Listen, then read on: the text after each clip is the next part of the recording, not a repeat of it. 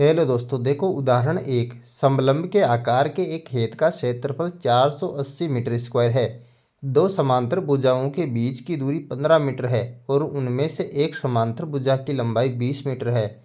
दूसरी समांतर भुजा की लंबाई ज्ञात कीजिए।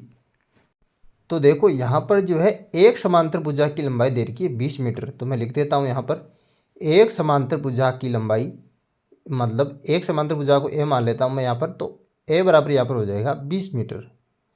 और दूसरी समांतर भुजा की लंबाई ज्ञात करनी है तो मैं मान लूँगा यहाँ पर, माना दूसरी समांतर भुजा की लंबाई है बी मीटर।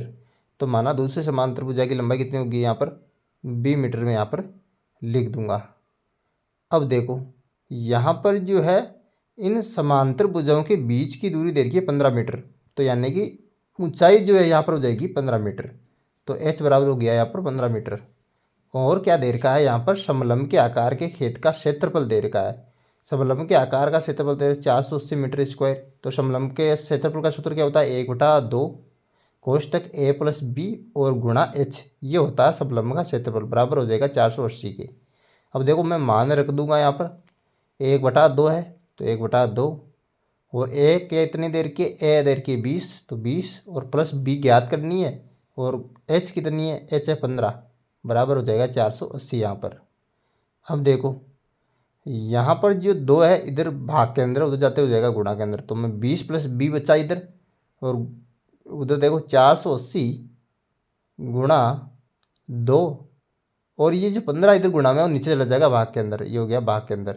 अब देखो 480 को 15 से काटो, 15 कम 15, 15 तो 30, 15 30 45 और 15 दूने 30, 32 बार कट गया वो। तो 20 प्लस बी और 32 को मैं 2 से गुणा कर दूंगा उधर, 32 गुणा यहाँ पर हो जाएगा 2।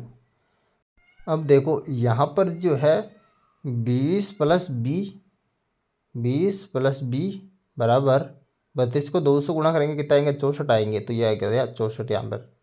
अब देखो इधर 20 प्लस का उधर जाते हो जाएगा माइनस का। तो बी बराबर 64 में से 20 निकालो।